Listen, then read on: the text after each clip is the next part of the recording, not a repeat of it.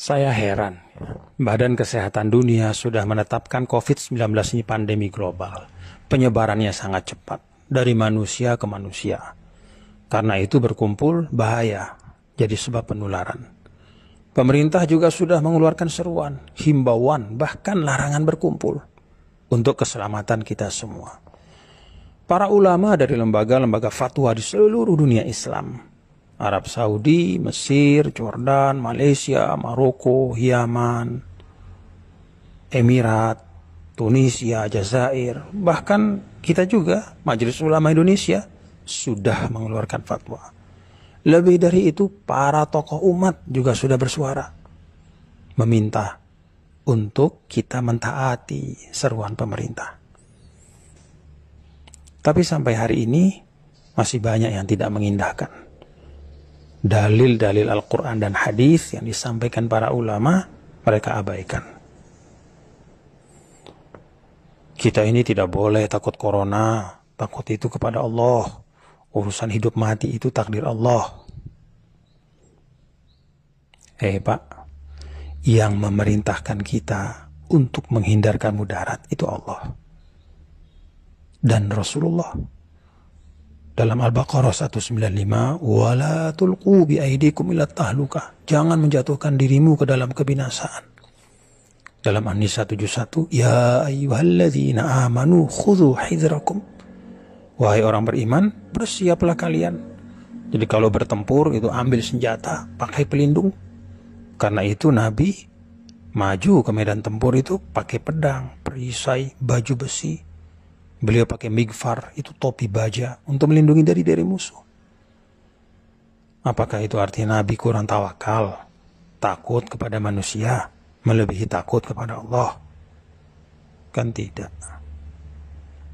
Saat hijrah, kalau kita lihat, Nabi juga perginya diam-diam, tengah malam, lewat jalan yang tidak biasa, supaya tidak ketahuan orang Quraisy, supaya nggak ketangkap.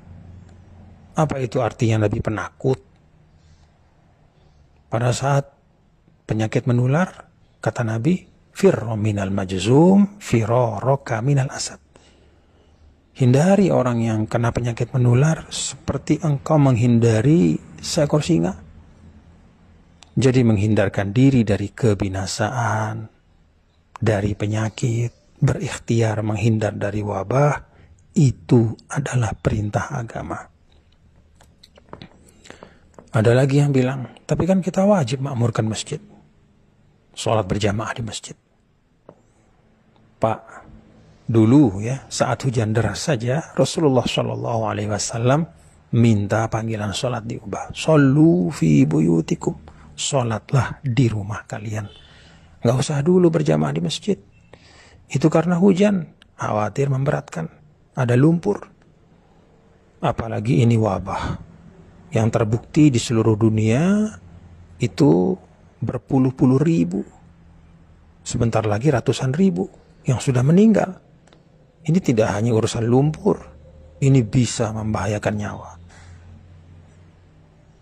Ada lagi yang masih ngeyel, tapi sholat Jumat kan gak apa-apa, sekali seminggu, itu kan syiar. Pak, sholat Jumat itu juga boleh ditinggalkan karena uzur syar'i. Dulu saat musafir, Nabi tidak Jumatan. Padahal banyak sahabat sama Nabi, berpuluh-puluh, beratus-ratus. Beliau sholat zuhur, mengganti Jumat. Saat sakit, para ulama juga sepakat, Jumat itu bisa diganti dengan sholat zuhur. Nah sekarang ini fatwa sudah banyak, jelas, tegas. Untuk kemaslahatan umum, memutus rantai penyebaran wabah, menyelamatkan jiwa manusia. Apalagi penyakit ini kan ada yang disebut asimptomatik, nggak kelihatan gejalanya, padahal dia sudah bawa virus.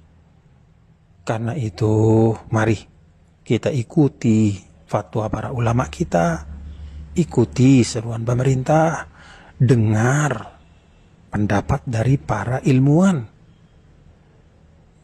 Saya malah bayangkan ya, ini orang-orang yang berkeras tetap Jumatan.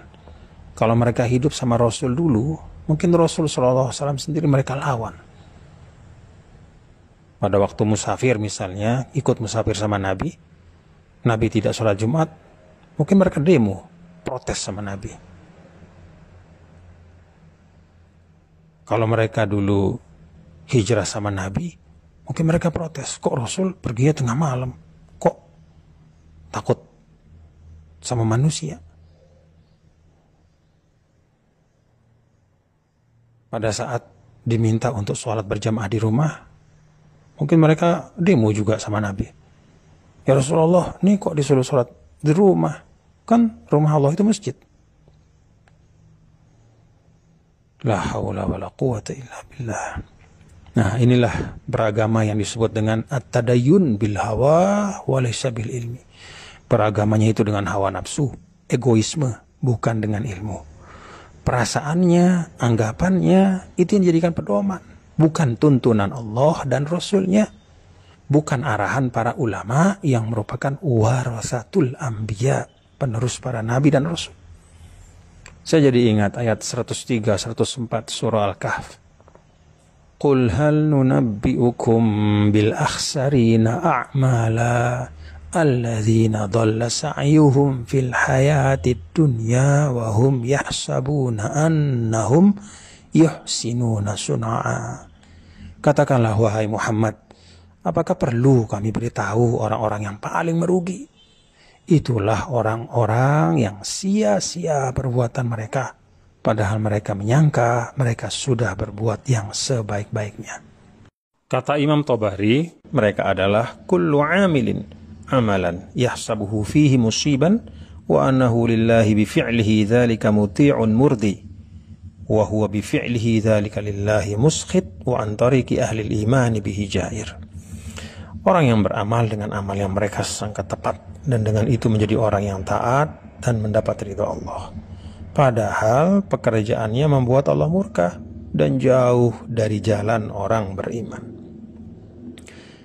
Mari kita taati fatwa para ulama kita, ikuti seruan pemerintah, simak kata para ilmuwan sebagai ikhtiar. Semoga wabah ini segera berlalu dari tengah-tengah kita.